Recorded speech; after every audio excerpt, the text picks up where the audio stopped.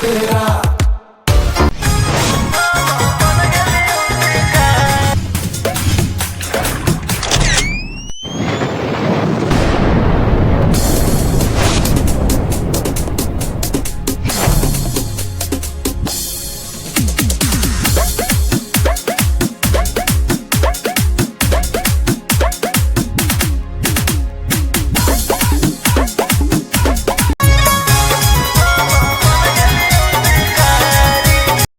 अब होगा नोचा नोची। हाँ जी, अब होगा मगही में नोचा नोची। काय से कि दोनों शेर के काल्हे 6:30 बजे गाना आ रहल बा। सबसे पहले अगर गाना के बात कल जाओ तो रोशन रोही के बात करतानी भाई, जेल स्टार रोशन रोही। हाँ भाई, जेल स्टार रोशन रोही के गाना आ रहल बा। मतलब कि बवाल गाना। अब गाना के अगर बात कल जाओ तो बहुत ही धमाका यानी बहुत ही बवाल गाना आ रहल बा रोशन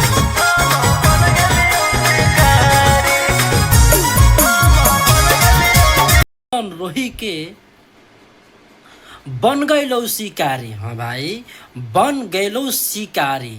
मतलब कि ऐसन ईंटा से थुरताने, मतलब कि टेलर जौन बा भाई आग गइल बा रौरा लोग के बीच में। तो ये गाना के अगर बात करी तो फुल रंगादारी, फुल बवाल, फुल रंगदारी बा। यानी खोजले चलतो पुलिसिया का पार सफलता के बाद लेके आ गइल बड़न गाना कि मतलब कि काही बताई रहुआ कि इतना कि बहुत ही बवाल होगा। काहे से कि ई जौन गाना आ रहल बा रवि रिकॉर्ड से। हाँ भाई, ई गाना रवि रिकॉर्ड से आ गइल बा। लेकिन ई गाना के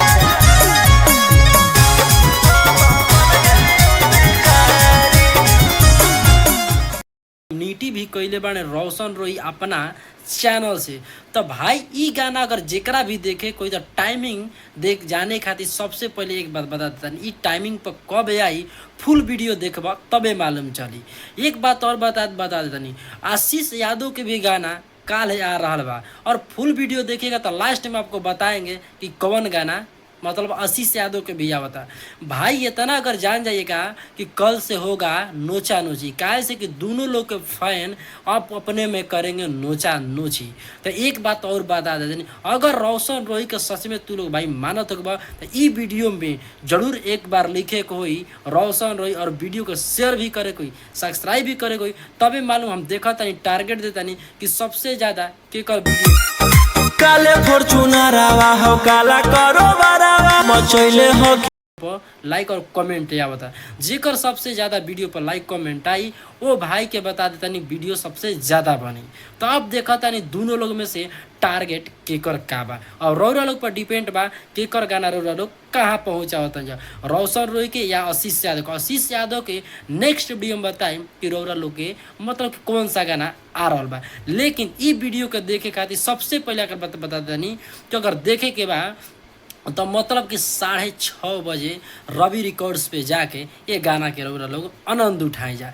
काहे से कि रंगदारी फुल रंगदारी बा। काहे से कि जेल स्टार हईबे कैलने तो फुल रंगदारी गाना रहबे करी। गाना बहुत अगर बात बता दें बहुत बवाल हुई। 6:30 बजे रौरा लोग को देखे के मिल जी सुबह में काल। तो चलिए नेक्स्ट वीडियो मिलो तनी आशीष यादव का वीडियो लेके आ रहा बानी।